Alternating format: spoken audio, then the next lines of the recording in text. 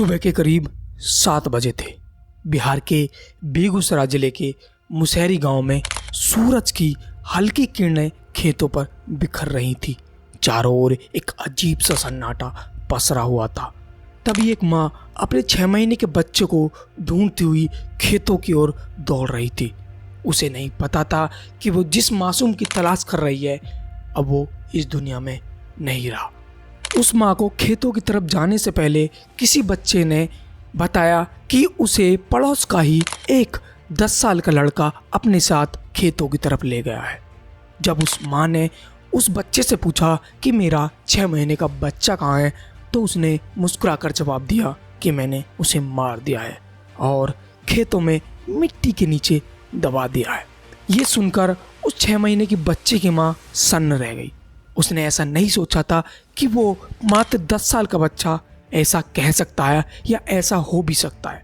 लेकिन जब वो उस बच्चे की बताई हुई लोकेशन पहुंचती है और मिट्टी को हटाकर जब वो देखती है कि उसके 6 महीने बच्चे की मौत हो चुकी है और अब वो इस दुनिया में नहीं रहा, उस बच्चे की माँ की रूह कांप जाती है। वो बिल्कुल सन्न रह जाती है कि आखिर ये मात्र 10 साल का बच्चा ऐसे कैसे कर सकता है। और वो 10 साल का बच्चा उसी के पास खड़ा होकर देखकर हंस रहा है। आपको पता है ये बच्चा कौन है?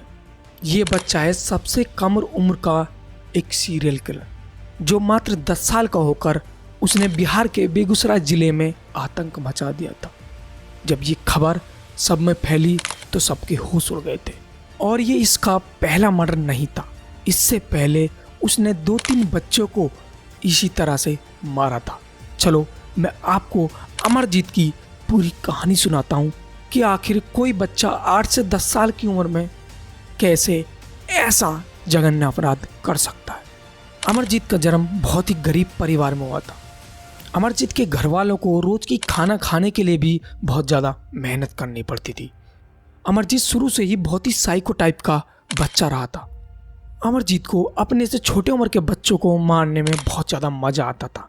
जब वो अपने से छोटे उम्र के बच्चों को मारता तो उसे अंदर से एक खुशी महसूस होती। मारते मारते वो हंसने लगता। अमरजीत के माता पिता उसे पास के ही एक सरकारी स्कूल में पढ़ने के लिए तो भेजते, लेकिन वो सिर्फ सरकारी स्कूल से खाना लेकर वहाँ से चुपके से मास्टर की निगाहों से बचकर भाग आता था। स्कूल से भागकर अमरजीत दिन भर इधर उधर घूमता रहता, कभी पेड़ों पर चढ़ता, कभी दोस्तों के साथ खेलने लग जाता। जानकारी के अनुसार अमरजीत जब 8 साल का था, अमरजीत के घर में जब कोई नहीं होता तो अपने चाची के बेटे और अपनी छोटी बहन को पीटता था। जब बच्चे रोने लगते थे तो उससे अमरजीत को बहुत मज़ा आता था। एक दिन अमरजीत की चाची अपने बच्चे को अमरजीत के पास छोड़कर चली गई और उस दिन अमरजीत के घर वाले भी नहीं थे। तो उस दिन अमरजीत की छोटी बहन और अमरजीत की चाची का बेटा उसी के पास था और वो मौका देखकर अपनी चाची के बेटे का गला दबा देता है और उसकी मौत हो गई। और अमरजीत उसे बाहर ले जाकर घास के नीचे दबा दिया और उसे दबाने के बाद अपने घर लौट आया। जैसे ही अमरजीत की माँ घर लौटी, उसने देखा कि अमरजीत की चाची का बेटा उसके घर पर नहीं है। उसके बाद अमरजीत से अमरजीत की माँ ने पूछा कि बच्चा आखिर कहाँ है, उसके साथ तूने क्या किया? तो अमरजीत ने बहुत ही मुस्कुरा कर कहा कि मैंने अपने चाची के बेटे को गला दबाकर मार दिया है और बाहर घास के नीचे उसे दफनाकर आ गया हूँ।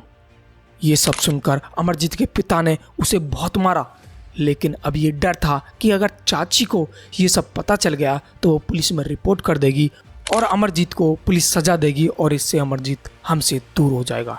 तो वो इससे अमरजीत को बचाने के लिए, उसकी चाची को बताने के लिए एक झूठी कहानी तैयार करते हैं कि तुम्हारा बेटे ने अचानक ही बोलना बंद कर दिया और उसकी आंखें फटने लगीं और उसकी मौत हो गई। ये जब उस बच्चे की माँ को पता चला तो वो बहुत रोई, बहुत ज़्यादा दुखी हुई, लेकिन वो कर भी क्या सकती थी। उसे लगा था कि उसके बच्चे की एक प्राकृतिक मौत हुई है और अमरजीत की ये पहली हत्या का मामला ये आसानी से दब गया। लेकिन अमरजीत यहीं नहीं रुका। इसके बाद अमरजीत का अगला शिकार था उसी की 8 महीने की बहन। जब अमरजीत के माता पिता सो रहे थे, उसी दौरान उसने अपनी 8 महीने की बहन का गला घोट दिया और उसे मार दिया। अमरजीत के माता पिता को ये पता चल गया था कि अमरजीत ने ही अपनी बहन को मारा है, लेकिन फिर वही डर कि इसे पुलिस पकड़ के ले जाएगी और हमसे दूर हो जाएगा, तो ये बात भी उन्होंने किसी को नहीं बताई। लेकिन अमरजीत के चाचा को थोड़ा थोड़ा शक होने लगा था, लेकिन वो भी परिवार का मैटर समझकर उसे दबाने की ही कोशिश कर रहा था। लेकिन 2007 साल आता है जब अमरजीत ने तीसरे बच्चे की हत्या की। अमरजीत का अगला शिकार पड़ोस में रहने वाली खुशबू नाम की 6 महीने की बच्ची थी। खुशी की मां को एक पड़ोस के बच्चे ने ही बताया कि उसकी 6 महीने की बेटी को अमरजीत अपने साथ जंगल की तरफ ले गया है।